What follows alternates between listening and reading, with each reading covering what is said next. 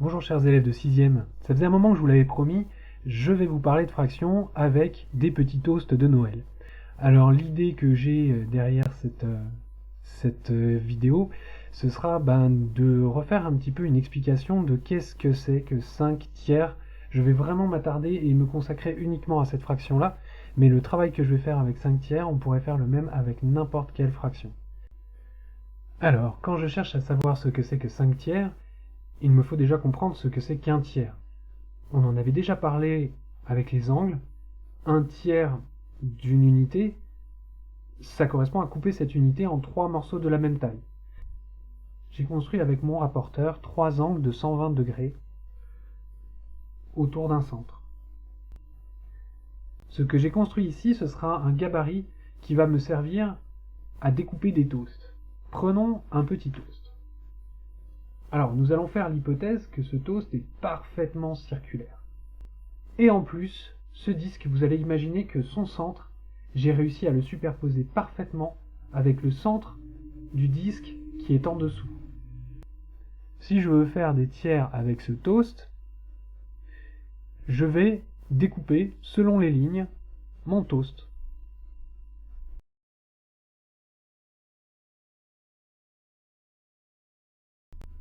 Maintenant que mon toast est découpé, j'ai fabriqué 3 tiers. Dans une unité, il y a 3 tiers. Et ce que je vais laisser maintenant à l'écran, c'est un tiers. Alors, je vous rappelle que moi, ce que je voudrais étudier maintenant, c'est une fraction 5 tiers. Et bien, quand on écrit 5 tiers, 5 au numérateur, 3 au dénominateur, on est en train de parler de 5 morceaux, comme celui-ci. Avec ce que j'ai découpé, j'ai déjà 3 tiers. Il me faudra découper un deuxième toast pour pouvoir compléter ces 3 tiers et aller jusqu'à 5 tiers. Et bien qu'à cela ne tienne, mettons ces morceaux de côté et découpons un deuxième toast.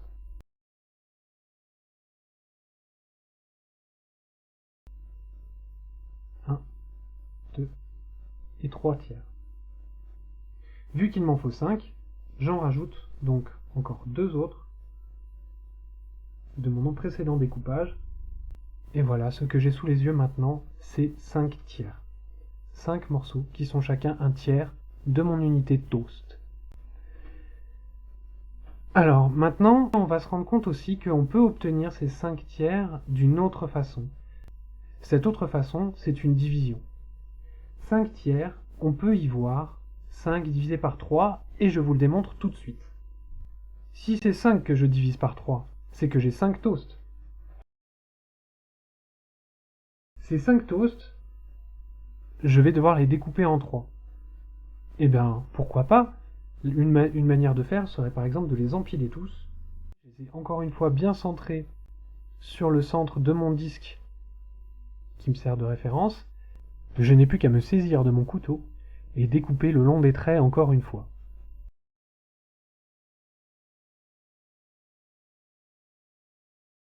« 5 divisé par 3, c'est une de ces 3 piles, puisque dans chacune des piles, il y a la même quantité de pain. Donc, je n'en garde qu'une. 5 divisé par 3, c'est ça.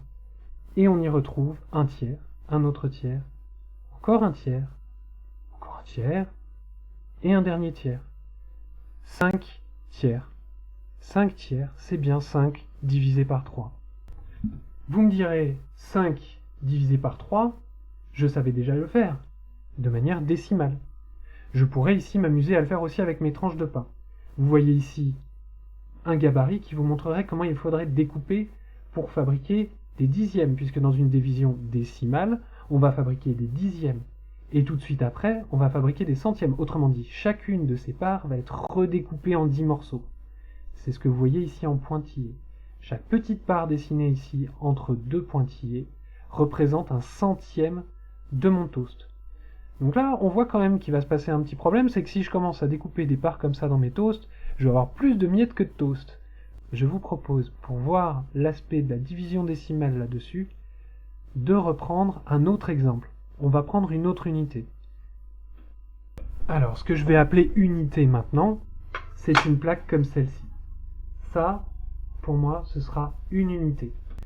Alors vous voyez que l'avantage de prendre ce matériel-là, c'est qu'il est assez facile d'imaginer à quoi ressemble un dixième, puisque sur chaque colonne et sur chaque ligne, il y a 10 carreaux. Autrement dit, découper cette tablette de plastique en 10 morceaux, c'est n'en conserver qu'une ligne ou qu'une colonne. Et voilà donc à quoi ressemble un dixième de mon unité. J'ai pris ma plaque et je n'en ai gardé qu'une barre sur 10, donc un dixième. Si je répète cette opération une deuxième fois, si je redécoupe encore cette fois-ci la barre verte en 10, je vais passer de dixièmes à des centièmes. Et ces centièmes, c'est ce que vous voyez donc là sous la forme d'un petit cube à la caméra. Alors bien sûr, ces centièmes pourraient à leur tour être découpés. Avec du matériel habituel, on est vite bloqué. Pour aller au-delà d'un centième, imaginez un millième. La différence de taille est tellement énorme entre une unité et un millième que je ne pourrais pas aller plus loin dans ma division. Mais ça suffira à vous montrer une chose qu'on avait déjà vue, qui est que cette division ne s'arrête jamais. Alors repartons. Maintenant que vous avez compris, ça c'est une unité, ça c'est des dixièmes, et ça c'est des centièmes. On va mettre ça de côté parce que je pars de 5 unités au départ. Voici ces 5 unités sous vos yeux. Vous essayez de les répartir entre 3 personnes. Dans un premier temps, vous allez pouvoir donner une plaquette à chacun, et seulement une unité entière à chacun.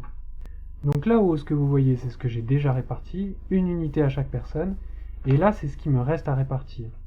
Des unités, je ne peux plus en donner. Il va falloir que je vois ça comme des dixièmes. Et voici ce qui me reste sous la forme de dixièmes. Chaque unité m'a permis d'obtenir 10 dixièmes. Ces barres jaunes sont exactement les mêmes que ces barres vertes. Il y a 10 petits cubes à l'intérieur, donc c'est bien toujours des dixièmes. Maintenant, je vais pouvoir continuer ma distribution. J'ai plein de morceaux, j'ai plein de dixièmes, j'en ai 20 en tout. Combien est-ce que je vais pouvoir en donner à chacune de mes 3 personnes?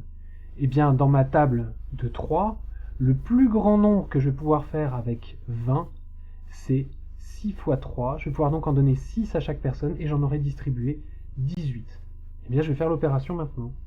J'en donne 6 à chaque personne. Ça y est, j'ai fini ma distribution. Chaque personne a une unité et 6 dixièmes. Et il me reste encore 2 dixièmes à distribuer. Et ces 2 dixièmes, vu qu'il y a 3 personnes, je ne vais pas pouvoir les donner telles quelles. Il va falloir que je vois ces 2 dixièmes comme 20 petits trucs comme ça, qui sont des centièmes, des dixièmes découpés en 10. Eh bien, séparons-les, j'en aurai combien? J'en aurai 20. Donc je pourrais en donner combien à chaque personne? Là, c'est un peu la même question qu'on s'est posée il y a 2 secondes. Si j'en ai 20, je peux en donner 6 à chacun, et il va m'en rester 2. Je le fais tout de même, avec mes centièmes, comme je l'ai fait avec mes dixièmes précédemment. J'ai fini le travail, mais je sens bien qu'en fait ce travail est sans fin. J'avais 2 dixièmes tout à l'heure, j'ai 2 centièmes maintenant, et si je pouvais continuer à découper, je pourrais encore donner 6 millièmes à chacun, et 6 10 millièmes. Mais toujours et toujours, il me resterait 2 millièmes, 2 10 millièmes, 2 100 millièmes. Je n'aurais jamais fini ma division décimale. Autrement dit, 5 tiers existe. 5 tiers, je l'ai vu, je l'ai fabriqué avec mes tranches de pain tout à l'heure, en découpant des unités en 3, ce qui n'est pas plus impossible à faire que de les découper en 10. La division de 5 par 3 a pour réponse 5 tiers, c'est une vraie réponse, c'est un vrai nombre qui représente une vraie quantité, mais par contre n'aura pas de valeur exacte en décimale. Je pourrais dire c'est à peu près 1,66. Je peux approximer le résultat avec un nombre décimal en n'oubliant pas qu'il me restera toujours quelque chose dans les mains. Voilà, c'est tout pour cette vidéo, j'espère qu'elle vous aura aidé un petit peu à comprendre le concept qu'il y a derrière les fractions, à comprendre en quoi c'est un nouvel outil, et qu'avec les fractions, on va pouvoir aller encore plus loin que ce qu'on faisait avec les nombres décimaux jusqu'à présent. Et c'est pour ça que les nombres rationnels, quand on écrit donc avec des fractions, c'est pour ça que ces nombres existent, et c'est pour ça qu'ils viennent compléter les nombres décimaux pour pouvoir aller encore plus loin. Je vous souhaite une bonne continuation dans vos mathématiques, dans le reste aussi. Bon courage à vous et à bientôt.